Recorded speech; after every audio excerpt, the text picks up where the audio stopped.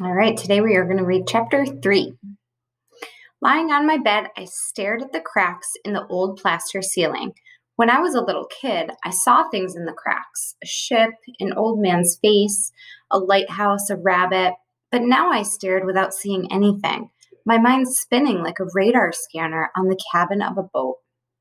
Ever since I could remember, people on the island had talked about Pop and his record striped bass. They were always saying things like, of course, there'll never be another fish like the one Jack Daggett caught, or no one knows how to catch him like Captain Daggett. Once, when I was 4 years old, Pop had taken me with him to Chick's. Chick had pointed to the record board and said, "That fish your daddy caught was twice as big as you, young fellow. Why, a small fry like you would just be a snack for a fish like that one." Ever since that day, that fish had been swimming in my imagination, huge and silvery green, with dark stripes along its sides, the biggest striped bass ever seen on the island, the fish that only my father could have caught. Every time Everett Larson down at the fish market saw me, he said, "Soon you'll be bringing me fish like your father used to, won't you, Ben?" Charlie, the captain of the Maggie May, once said, "You've got fishing in your blood, Ben. The Daggetts have always been fishermen. I couldn't remember a time when I hadn't been introduced as Jack Daggett's son, or son of the best fisherman around these waters, or son of the man who holds the record for striped bass." That afternoon, Mr. Manning had asked me if I was going to break my father's record, and now Barry Lester had said the same thing. It seemed that it was something folks expected of me. It was what I wanted to do. It was what Pop would have wanted, what he'd have been proud of, wasn't it? I thought about what Pop had said about the record. He'd been happy and excited, he'd said, but there'd been something else. I didn't really understand it.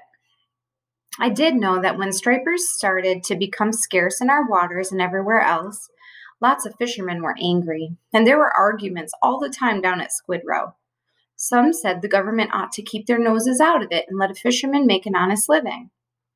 Others said that if someone didn't do something about pollution and overfishing, there wouldn't be any fish left to catch. My father had been in favor of the regulations, even though some of his friends didn't agree. He'd said the fishery was fragile, and fishermen had a responsibility to protect it. He'd said it was plain common sense to care for the thing that provided his own livelihood. The regulations changed according to the bass population. Some years, no bass at all could be taken. Other years, there were limits on the size and number of fish a person could keep. I knew that some people broke the rules and kept illegal bass, but not Pop. I remembered his saying something about leaving some fish for me and my kids to catch. For about 10 years, the Striped Bass Derby had become the Bluefish Derby. Now stripers seemed to be coming back. The regulations had loosened up, and the island was once again holding a Striped Bass Derby, only with new rules. Now you were supposed to kill and enter a striper only if it was really big, 50 inches or longer. That way lots of little fish wouldn't be killed. If no one caught a big striper, the prize money went to the biggest bluefish, bonito, or false albacore. And if someone caught a fish bigger than my father's and set a new record, the $5,000 prize money doubled. People were excited and optimistic, too. After all, the years with no fishing for stripers, they figured there just had to be some really big fish out there. There had to be. If I caught one and won the derby, Mom would have to see that I wasn't a kid anymore.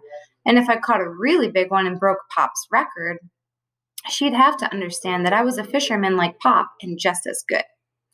Not to mention that we could really use $10,000. Mom had a good job at the town hall, but I knew she worried about money. If I won, I could help out. Maybe I could even buy a skiff and outboard motor. I'd already picked out the one I wanted, a 14-foot aluminum runabout with a 25-horsepower motor. It was perfect, quick and easy to handle and to pull up on the shore, and gas wouldn't cost too much. With a boat, I'd be able to go anywhere. With a boat, I could be a real fisherman. With a boat, I could roam the seas like a fish, like Pop had. With a boat, I'd be free.